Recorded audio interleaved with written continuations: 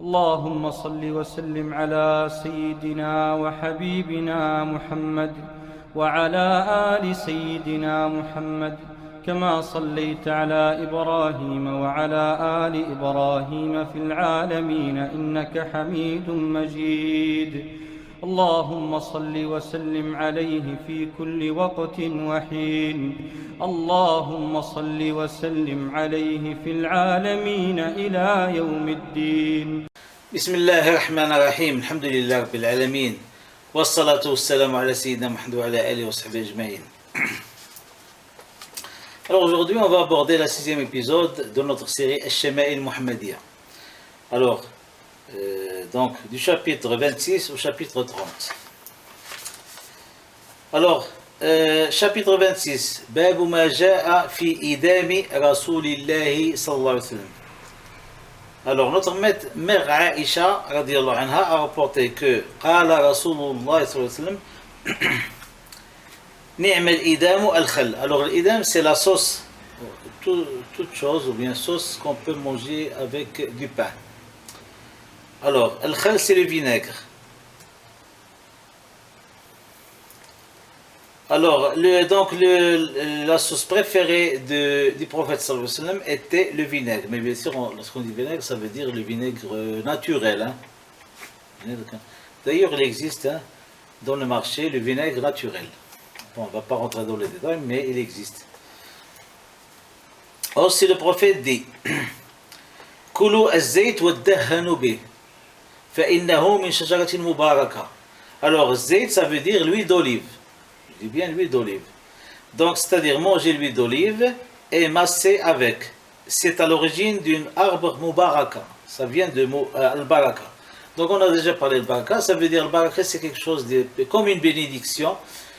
C'est-à-dire avoir au moins avoir le résultat, c'est-à-dire l'entrée comme la sortie.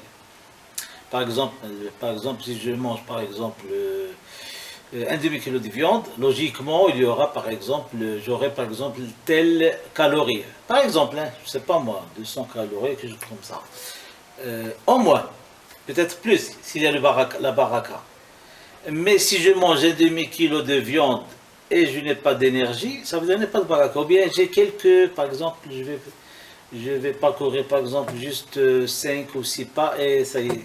Ok? Donc c'est quelque chose qu'il faut imaginer.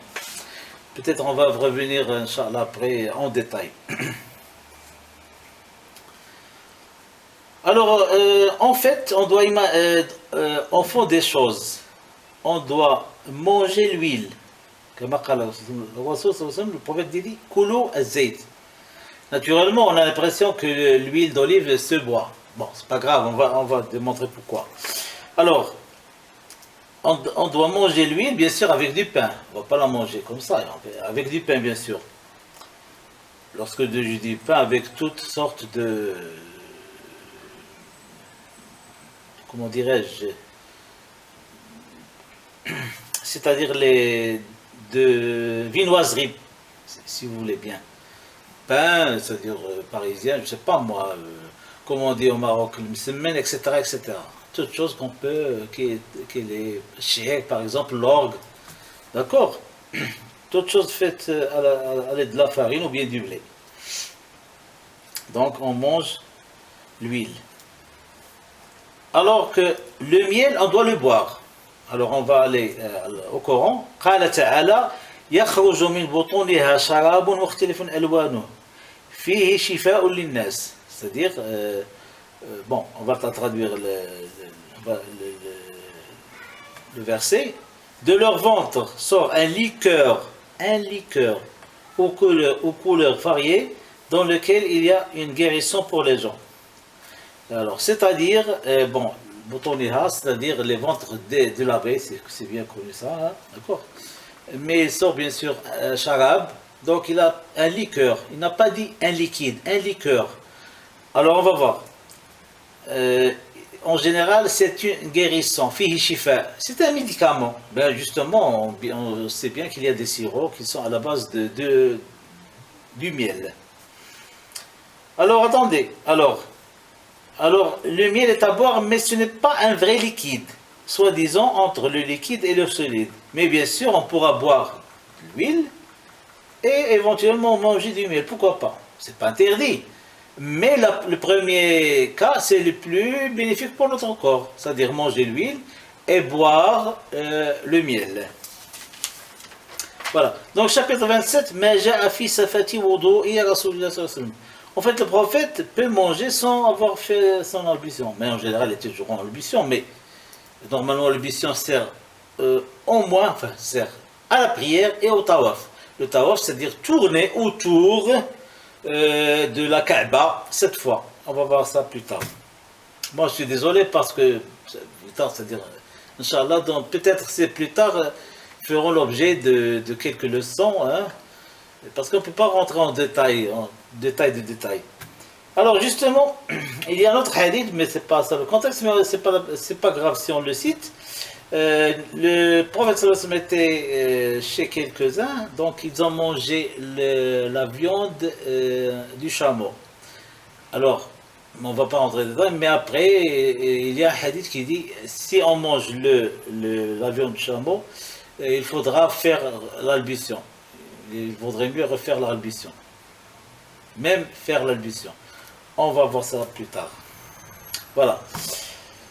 Donc, chapitre 28, Ma ja'a fi qawli Rasulullah sallallahu alayhi wa sallam qabla at-ta'am wa ba'da ma yafragu min. C'est-à-dire, qu'est-ce que le prophète disait avant le manger et après. Le prophète sallallahu alayhi wa sallam nous a recommandé de prononcer le nom d'Allah avant de le manger, avant de le manger. Si quelqu'un ne le fait pas, le Satan, c'est-à-dire le Shaitan, mangera avec lui. Et ainsi, il ne sera pas assassiné, c'est normal. Dans un autre hadith, si le père de famille entre chez lui sans prononcer le nom d'Allah, le Satan dit à ses enfants, vous pouvez dormir ici. Attention, si le Satan dort chez quelqu'un, c'est pas évident. Alors là, c'est pour cela qu'on voit quelques pagailles, etc., etc. Bon. Si il ne prononce pas le nom d'Allah non plus sur le manger, le Satan dira, vous pouvez également manger ici. Donc, s'il ne prononce pas le nom d'Allah en rentrant et en mangeant, alors les Satans seront très fiers, bien sûr, et ils vont être gardés dans un hôtel, hein, comme un hôtel justement, ils vont manger, ils vont dormir. Alors, bien sûr, justement, après le manger aussi, c'est le baraka. Donc, il y a un autre hadith, justement, après, justement, la fin du manger, bien sûr. Alors là, on verra ça. Inch'Allah. Chapitre 29, Ma ja'a fi qadahi Rasulillah sallallahu alayhi wa sallam. C'est-à-dire le verre le verre. Alors, le prophète avait un verre pour boire, ça veut dire qadah. Alors, il est fait en bois et serré avec une sorte de cercle double en fer. On le serre avec deux cercles, si vous voulez, mais trop proches, de fer, bien sûr. Bon, en général, on voit quelques types de smooth dans l'artisanal, hein. On peut le voir, mais à peu près, hein, juste à peu près. Mais l'essentiel, c'est ça. Mais en général, le meilleure chose, il y a un autre hadith que le prophète buvait dans un qadah en terre, c'est-à-dire maintenant, en terre. Ok? Alors, chapitre 30.